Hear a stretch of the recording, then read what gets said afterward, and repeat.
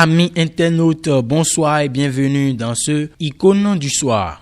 Bonne nouvelle pour les personnes affectées par le projet de construction du port de pêche de Cotonou. Les membres du gouvernement ont décidé en conseil des ministres de ce mercredi 5 février d'indemniser ces personnes. Salomon Yansoun. Ce vaste projet consiste à reconstruire sur un domaine de propriétaire si au quartier Klakodi de Cotonou des installations modernes de pêche artisanale et semi-industrielles intégrant la transformation des produits de pêche. Ces investissements visent la création et le développement d'un pôle de commercialisation des produits de mer dans cette zone. Vu que la réalisation de ces infrastructures impacte des propriétés privées et se trouvant dans son emprise, le gouvernement béninois a décidé en conseil des ministres de ce mercredi qu'il soit procédé à l'indemnisation des personnes affectées par ce projet. Deuil dans l'arène musicale béninoise. L'artiste Willy Mion est passé de vie à trépas ce mardi dans un hôpital du Burkina Faso suite d'une courte maladie. Une annonce qui est venue comme une traînée de poudre chez les mélomanes.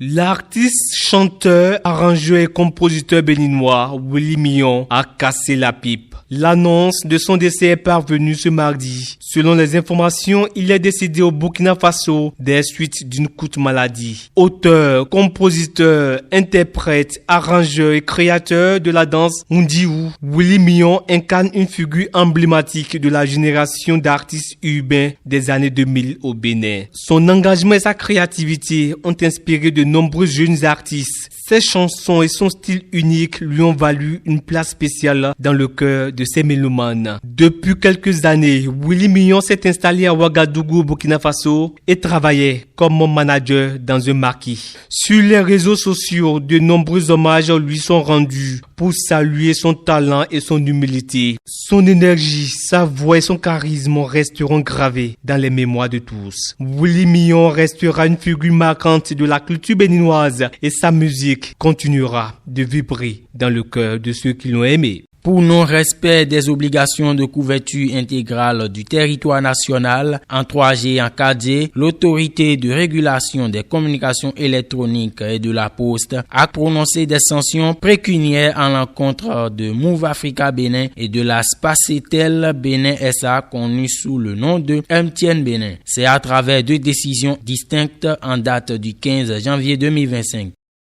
3,351,317 641 francs CFA est le montant que Spacetel Bénin, plus connu sous le nom de MTN Bénin et Move Africa Bénin, est sommé de payer dans les comptes du trésor public béninois. Il lui est reproché le non-respect des obligations de couverture par l'autorité de régulation des communications électroniques et de la poste du Bénin, ACEP Bénin. Les résultats des analyses de l'ACEP Bénin montrent qu'aucun des 11 axes routiers de ces réseaux de téléphonie mobile ne sont conformes ni pour la 3G ni pour la 4G, alors que l'opérateur a l'obligation de couvrir tous les axes routiers à l'échéance de décembre 2020. Spacetel Bénin, selon les informations, doit verser ses amendes dans un délai de 60 jours et également à 12 mois pour se conformer à ses obligations de couverture.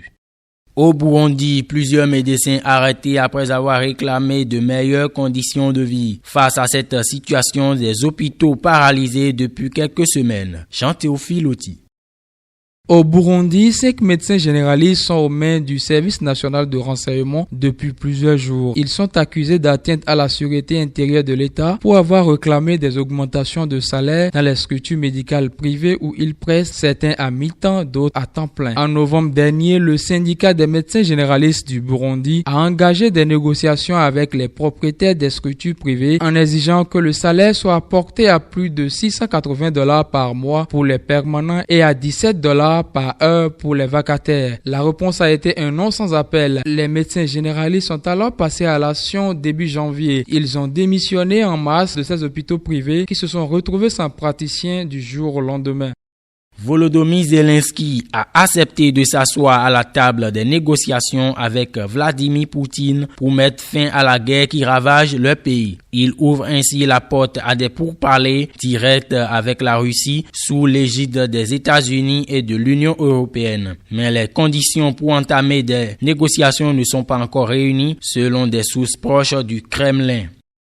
Lors d'une interview ce mardi 4 février, le président ukrainien Volodymyr Zelensky a déclaré être prêt à des négociations directes avec son homologue russe Vladimir Poutine et d'autres dirigeants pour mettre fin à la guerre lancée il y a bientôt 3 ans. Ce mercredi, le Kremlin a jugé vide de sens les déclarations du président ukrainien. Le président ukrainien a longtemps été catégoriquement opposé à tout compromis avec la Russie, mais a revu certains points de sa position ces derniers mois face aux difficultés rencontrées par son armée sur le terrain et surtout depuis le retour à la Maison-Blanche de Donald Trump qui affirme vouloir mettre fin rapidement au conflit. Selon plusieurs médias, la population ukrainienne est fatiguée par rapport à la guerre, aux pertes humaines et aux pertes de territoire. De plus en plus de gens sont prêts à entendre parler de négociations, même si ce n'est toujours pas la meilleure partie de la population. Pour autant, les Ukrainiens ne sont pas forcément prêts à entendre parler de rencontres avec Vladimir Poutine.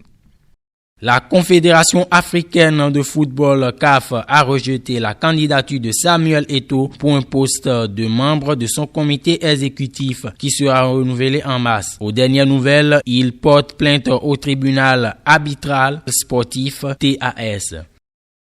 Samuel Eto'o est écarté par la Confédération africaine de football qui a rejeté sa candidature pour un poste au sein du comité exécutif de la CAF, dont le renouvellement est prévu en mars prochain. En réaction à cette décision, le président de la Fédération camerounaise de football, FECAFOOT, a décidé de porter l'affaire devant le tribunal arbitral du sport. Il a saisi le TAS le 28 janvier 2025 afin de contester son exclusion. L'ancien attaquant du FC Barcelone aurait été recalé en raison d'une sanction infligée par la CAF liée à son partenariat avec OneXBet pour violation des principes du fair play. Le verdict est attendu et la décision du tribunal arbitral du sport qui pourrait bouleverser les enjeux de cette élection sera rendue dans les mois à venir.